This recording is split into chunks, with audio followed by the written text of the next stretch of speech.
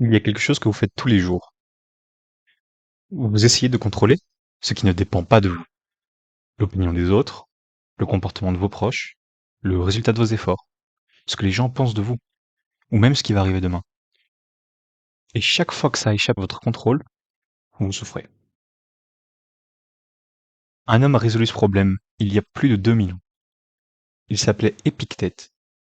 Il était esclave, il n'avait rien, pas de liberté, pas de droit, pas de pouvoir sur sa propre vie, et pourtant, il était bien plus libre que vous. Ce qu'il a compris, et que vous n'avez jamais vraiment appliqué, tient en une seule distinction. Et cette distinction change tout. Épictète est né vers l'an 50 après Jésus-Christ, en Phrygie, ce qui correspond aujourd'hui à la Turquie.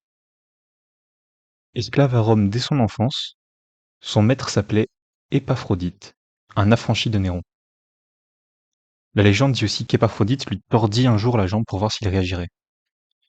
Épictète lui dit calmement: Tu vas la casser. L'os céda, et Épictète répondit: Je te l'avais dit. Pas de cris, pas de plainte, pas de haine. Cette anecdote, vraie ou non, résume toute sa philosophie. La douleur physique ne dépend pas de lui, tout ce qui dépend de lui, c'est sa réaction. Après avoir été affranchi, il ouvre son école de philosophie à Nicopolis. Il n'écrit rien lui-même.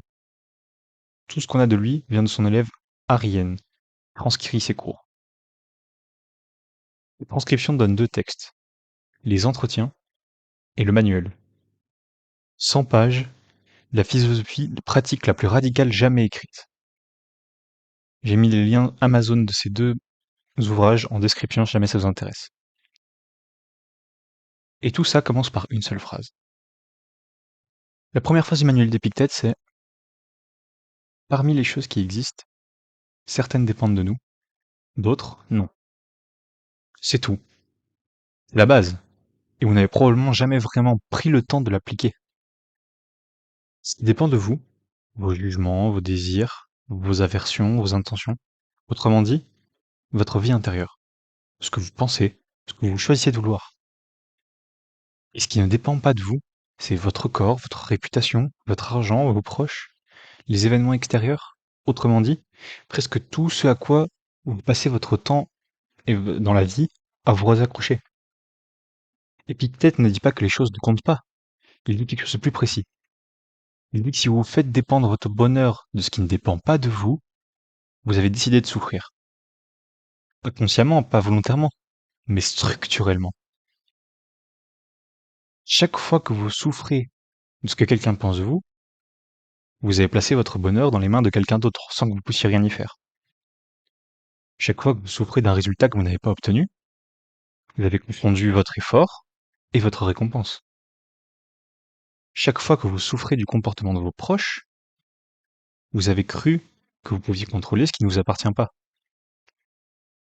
Épictète appelle ça une erreur de jugement. Pas une faiblesse, pas un défaut de caractère, une simple erreur qui se corrige.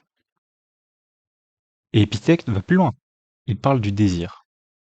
Pas le désir au sens freudien, le désir au sens stoïcien. Ce que vous voulez obtenir et ce que vous voulez éviter. Il dit: Ne désire ce qui dépend de toi. N'aie d'aversion que pour ce qui dépend de toi. La pratique, ça veut dire quoi? Ça veut dire que vouloir être aimé, vouloir réussir, vouloir être respecté, ce sont des désirs mal orientés. Pas parce qu'ils sont mauvais, mais parce qu'ils dépendent d'autre chose que de vous. Il y a d'autres paramètres qui rentrent en compte sur lesquels vous n'avez aucun contrôle. En revanche, vouloir agir avec intégrité, vouloir faire de votre mieux, vouloir être honnête dans vos efforts, ce sont des désirs que personne ne peut contrarier. Il y a une image qu'Épictète utilise souvent, celle de l'archer. L'archer peut contrôler sa posture, sa visée, la tension dans son arc, le moment où il lâche la flèche. Mais il ne peut pas contrôler le vent. Un mauvais archer souffre quand le vent dévie sa flèche. Un bon archer, au sens épictétien, a déjà décidé que sa satisfaction dépend de son geste, pas de sa cible. C'est peut-être l'idée la plus difficile à vraiment expliquer dans toute l'histoire de la philosophie. Parce qu'elle vous demande de décider que votre résultat ne vous appartient pas et que seul l'effort doit être important à votre bonheur. Ça ressemble à du positive thinking, mais ça n'en est pas. Le positive thinking vous dit de voir les choses en rose. Peut-être vous dit que il faut être plus exigeant que cela, de voir les choses pour ce qu'elles sont, ni en rose, ni en noir. Un deuil est un deuil, une perte est une perte. Épictète ne dit pas que ça ne fait pas de mal. Il dit que votre jugement sur cet événement, le sens que vous lui donnez, la durée pendant laquelle vous vous y accrochez, la façon dont vous laissez ça définir votre vie, ça, c'est ce qui vous appartient. Et c'est là que réside votre liberté. Pas dans ce qui vous arrive, mais de ce que vous en faites. Il y a une pratique concrète qui peut-être recommande à ce sujet. Il l'appelle la préméditation.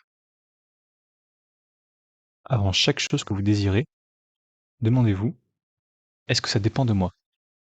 Sinon, préparez-vous à ne pas l'obtenir. Non pas pour vous décourager, mais pour que votre bonheur ne soit pas suspendu à un résultat incertain, indépendant de votre volonté. Avant quelque chose que vous redoutez, demandez-vous, est-ce que ça dépend vraiment de moi? Sinon, cessez de lui donner le pouvoir de vous détruire. Au final, on peut dire qu'Épictète n'avait rien. Pas de maison, pas de fortune, pas de liberté physique pendant une grande partie de sa vie. Et il a développé la philosophie la plus pratique, la plus applicable et la plus radicalement libératrice que l'histoire ait produite. Parce qu'il a compris quelque chose que vous savez déjà, mais que vous n'appliquez pas. Vous ne pouvez pas tout contrôler et vous ne pourrez jamais tout contrôler. Mais vous pouvez décider de ne plus souffrir de ce qui ne dépend pas de vous. Ce n'est pas de la résignation, c'est tout à fait le contraire. C'est reprendre le seul pouvoir que personne ne peut jamais vous prendre. Ce que vous faites de cette idée ce soir, ça dépend de vous.